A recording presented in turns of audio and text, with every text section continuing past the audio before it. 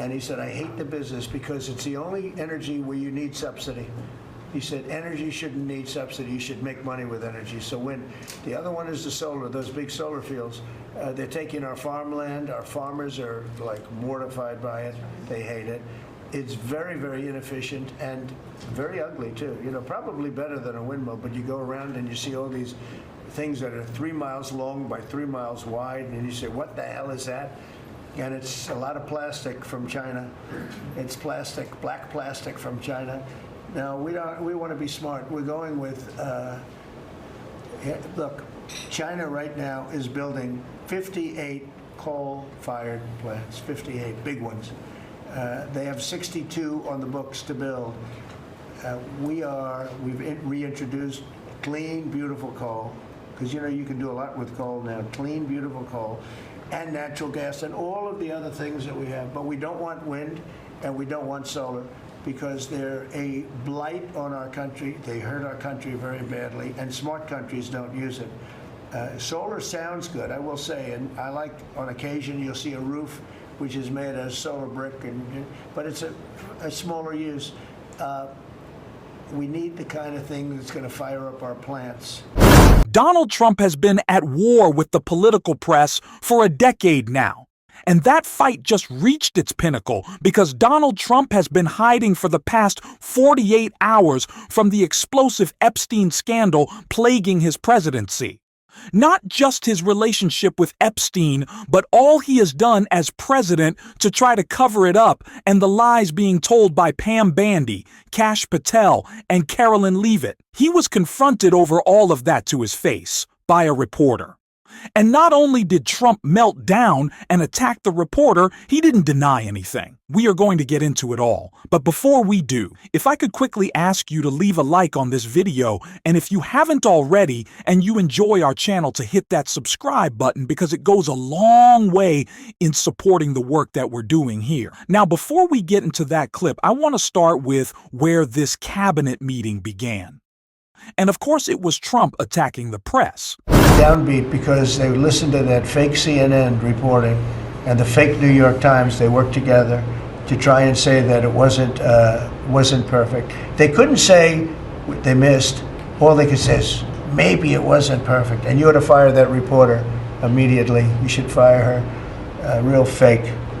And so I just want to congratulate those pilots. And you know, a lot of people don't like bringing things like that up. I do. I always like confronting, because otherwise the public doesn't know that you're a bunch of crooked people.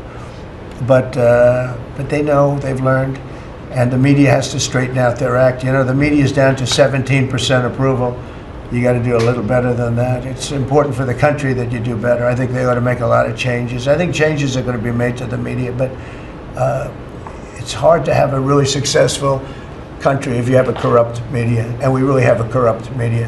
And nobody really knows why. I mean, it is crazy to me that Donald Trump is more focused on attacking a CNN reporter for sharing a leak, an intelligence leak that came out of the Pentagon, than confronting the man who is constantly leaking intelligence out of the Pentagon in Pete Hegseth. This reporter was doing their job, especially in light of the days on end that it had been without a proper briefing for members of Congress on Donald Trump's strike on Iran. Remember, it had been days since members of Congress had heard anything after Donald Trump took illegal, unilateral control of the military, executing on this failed strike. Not only did they not get a briefing, but the briefings were canceled. So it is an absurd claim by Donald Trump that this was some horrible act by the mainstream media. If anything, you should just be mad at Pete Hegseth, who is completely incompetent. But of course, he is not the only member of the administration whose incompetence has created problems for Donald Trump. Their lies created problems for Donald Trump. Pam Bandy saying that she had the Epstein file. She was ready to release the client list. Kash Patel talking it up now for years as his time as a conservative influencer. That is all caught up to them. And Donald Trump was confronted about his relationship with Epstein and all the lies that have been told. What he said was shocking. What Pam Bandy said right after might have been even worse. That he did work for an intelligence agency. So could you resolve whether or not he did? And also, could you say why there was a minute missing from the jailhouse tape on the night of the set? Yeah, sure. If I Pam, could, could I just interrupt for Sure. 1 second? Are you still talking about Jeffrey Epstein? This guy's been talked about for years. You're asking, we have Texas, we have this, we have all of the things. And are people still talking about this guy, this creep? That is unbelievable. Do you want to waste the time, and do you feel like answering? I don't mind answering. I mean, I can't believe you're asking a question on Epstein at a time like this, where we're having some of the greatest success and also tragedy with what happened in Texas. It just seems like a desecration, but you go ahead. Sure. First, to back up on that, in February, I did an interview on Fox, and it's been getting a lot of attention because I was asked a question about the client list, and my response was, it's sitting on my desk to be reviewed, meaning the file along with the JFK, MLK files as well. That's what I meant by that. Also, to the tens of thousands of video, they turned out to be child porn downloaded by that disgusting Jeffrey Epstein. Child porn is what they were. Never going to be released, never going to see the light of day. To him being an agent, I have no knowledge about that. We can get back to you on that. And the minute missing from the video, we released the video showing definitively the video was not conclusive, but the evidence prior to it was showing he committed suicide. And what was on that, there was a minute that was off the counter. And what we learned from Bureau of Prisons was every night, they redo that video. It's old, from like 1999. So every night the video is reset, and every night should have the same minute missing. So we're looking for that video to release that as well, showing that a minute is missing every night. And that's it on Epstein. I want to get into what Trump said, but first of all, I don't believe Pam Bandy at all. The cameras are so old that they reset every night with 62 seconds left. Like if you had said they lose the last second or the last whole minute, but it wasn't a whole minute. It was a minute and 2 seconds. So the cameras have to restart for a minute and 2 seconds. That doesn't even begin to make sense. But let's talk about Trump. Trump doesn't deny anything. Trump just gets mad, says Epstein was a terrible guy, such a terrible guy, that Donald Trump wished Ghislaine Maxwell well. He said, I wish her well. Remember that. Remember when that happened. And the mainstream media has barely covered Trump's relationship. And maybe the fact that Epstein died during Trump's presidency. They were friends. He had a connection to Bill Barr. None of that was discussed. But this isn't a denial from Donald Trump. He didn't say it's not true. He didn't say Pam Bandy lied. He didn't say Kash Patel lied. He didn't say, I have never been friends with this guy. Our communication had completely ceased decades ago. He didn't say any of this. And that's the line that Trump supporters like to push. They like to say that, no, Donald Trump, he saw through it. He saw through all the Epstein stuff after a decade, really. Then he saw through it. And then he banished him. He didn't want to be friends with him anymore. But that's not actually the case. It's not. And so Donald Trump hasn't denied anything. He hasn't confirmed the existence or lack thereof of a file that he claimed was coming out. All we know is that Donald Trump is pretty panicked and he's angry when he's being asked any of these questions. That's what he's really angry about. And to invoke Texas, the man is getting rid of FEMA, and he's invoking lives lost in Texas to try to cover his ass. It's embarrassing. Let's be real. It is embarrassing and sad. And it just demonstrates how weak he is. Especially right now when Donald Trump's really showing off his weakness, talking about his failed tariffs. They're very tough, but now they're being very nice to us, and we'll see what happens. We're probably 2 days off from sending them a letter. We are talking to them. I just want you to know, a letter means a deal.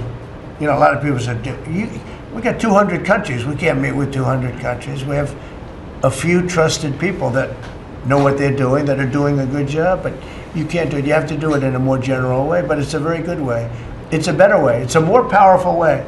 And we sent him a letter. You read the letter. I think it was well crafted. And mostly it's just a little number in there. You'll pay 25%, 35%. We have some at 60, 70. Those are ones with massive, where we have massive trade deficits because they've treated us very badly.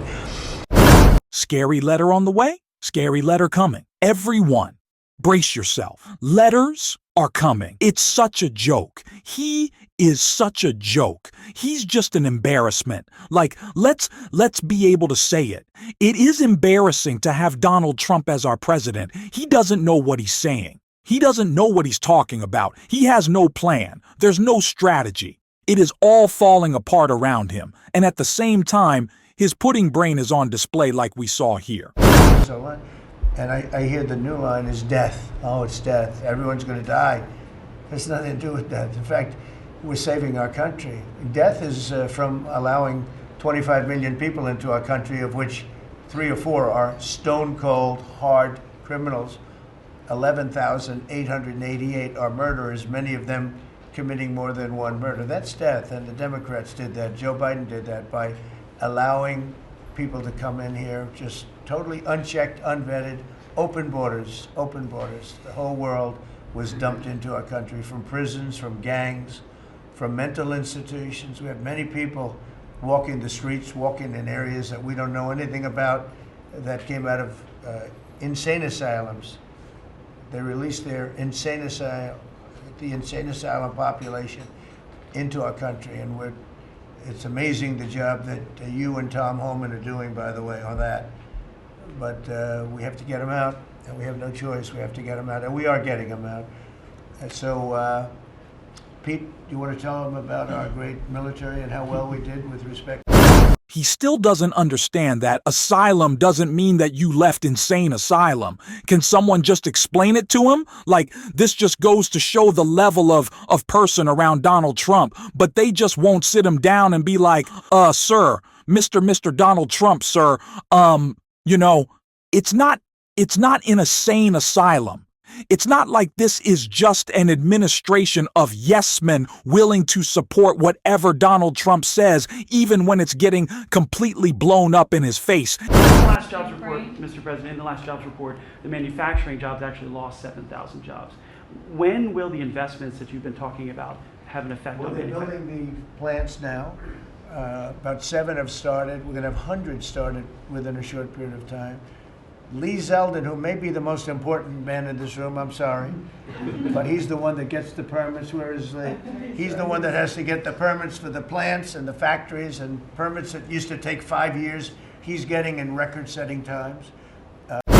Is it a surprise to anyone that the guy who saw manufacturing jobs leave in a mass exodus in his first administration is responsible for losing them again? Yeah? No, I don't think so. And he doesn't even have his head on straight. He never does.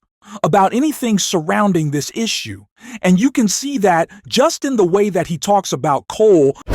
And he said, I hate the business because it's the only energy where you need subsidy. He said, energy shouldn't need subsidy. You should make money with energy. So when the other one is the solar, those big solar fields, they're taking our farmland. Our farmers are like mortified by it. They hate it. It's very, very inefficient and very ugly too. Probably better than a windmill, but you go around and you see all these things that are 3 miles long by 3 miles wide, and you say, what the hell is that? And it's a lot of plastic from China. It's plastic, black plastic from China. Now, we want to be smart. We're going with, look, China right now is building 58 coal-fired plants, 58 big ones. They have 62 on the books to build. We've reintroduced clean, beautiful coal, because you can do a lot with coal now. Clean, beautiful coal, and natural gas, and all of the other things that we have. But we don't want wind, and we don't want solar. This is a man in complete decline. And it is time for the mainstream media outside of Lawrence O'Donnell, who does a great job covering this, to actually talk about it. He doesn't know what he's saying. He's rambling. He's a mess. And we're going to continue to cover that on this show. If you want to support that, as always, you can hit that subscribe button, leave a like on this video, and if you stuck around to the end, drop a blue heart in the comments. Until next time, I'll see you soon.